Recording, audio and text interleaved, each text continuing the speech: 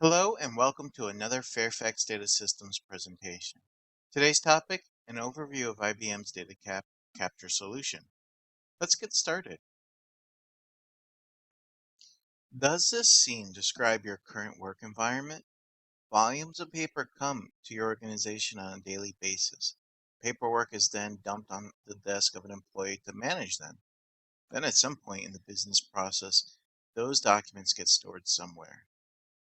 Bottom line is, paper and a manual process cost time and money. A Datacap capture solution can reduce the manual process of handling paper by converting it to a digital format. Datacap does this by three principal actions. Source, or getting the paper ingested. This can be by means of a multifunction printer device, a scanner, faxes, even smartphones and tablets. After the paper image is captured, the next action is transformation. Transformations allow for OCR of images and extracting metadata. In addition, Datacap includes business processing logic, so additional tasks such as validating metadata against a third-party database can be set up. The final action is to deliver that image. Delivery can be to an ECM solution, such as IBM FileNet Content Manager, or a cloud-based solution, or any third-party application such as an ERP system. With these three steps, a Datacap solution can be tailored to your current paper process to reduce that paper trail and the time to process. Now we will have a quick demo of Datacap version 9. A new feature of Datacap version 9 is the client is now integrated with IBM Navigator platform. This provides the end user a similar interface if your organization is already leveraging other IBM applications, such as FileNet Content Manager or IBM Advanced Case Manager. I will now log in. Once logged into the Datacap Navigator desktop, we're presented with a home screen. The left pane shows tasks that the Datacap solution has. Simple icons as well as task names are displayed for easy access. The middle pane shows the monitor, which has current batches and their status. The right pane has a filter option to allow end users to search for batches by typing in what they are looking for. In addition, properties for a batch can be displayed when an item is selected. Our first task is to perform scanning of the images. Images can be scanned from a scanner, a folder, or other devices.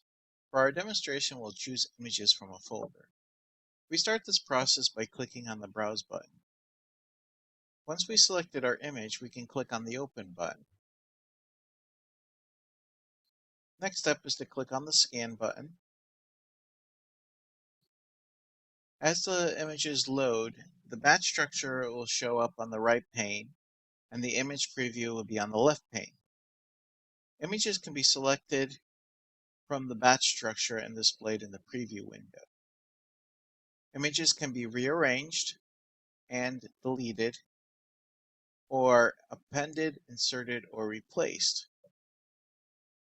Once images have been confirmed, we can click on the Submit button to complete this task. The next task in our sample solution is to upload the images. This task can be combined with the scan task or separated as shown in our demo. One use case to separate the upload from the scan task is to limit the uploading to a specific time, maybe when there's more bandwidth available. To start the upload task, I simply need to click on the upload icon.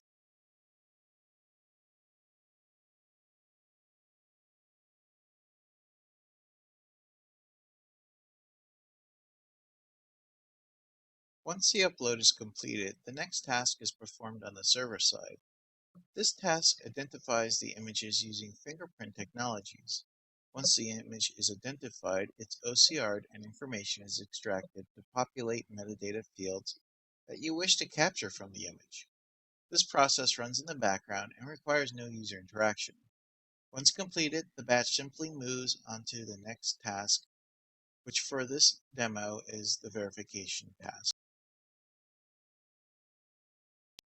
A user can launch the Verify task by simply clicking on the Verify icon. This will take the next available batch. In addition, A user may choose to select a particular batch and then click on the start to trigger the verify step. I'll now start the verify task by just clicking on the icon. The verify task provides the user a left pane with the image preview, the middle pane with the OCR metadata extracted from the image, and a right pane showing the batch structure and the status of each individual image. You will note that there are 3 problems identified that require user review. We can click on the Next Problem button to go directly to the issue. Issues can be based on validation errors or non-confident OCR conversion. A highlighted yellow field shows that the OCR is not confident with the results. You'll also note that the image preview on the left pane has the field in question highlighted in pink. A user can zoom into the image and compare the results. They can fix it if required or just confirm the value is correct. Let us go on to the next problem.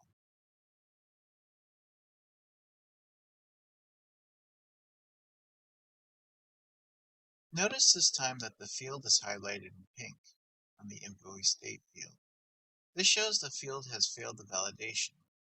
The date is not valid. So the user can change it to a valid date to correct the issue and move on to the next problem. Our final step for the validation task is to click on the Submit button to acknowledge all the changes. After the completion of the validation task, the final task is to export the images and the captured metadata. This is performed on the server side. Export can be configured to any option. For example, it can include adding the images and the metadata to a FileNet repository, or creating a PDF file of the images and an XML document of the metadata. If you're interested in transforming your environment from this paper-intensive model to a capture model that can reduce paper by scanning it, processing it digitally, which will reduce the time and increase your ROI, please contact Fairfax Data Systems today to set up an appointment to discuss how Fairfax with Datacap Capture can show you the way. We hope you found this video insightful about Datacap. We only touched on some of the basic features of Datacap. Please feel free to leave us comments on the video and give us a call at 1-800-434-8288. We look forward to hearing from you.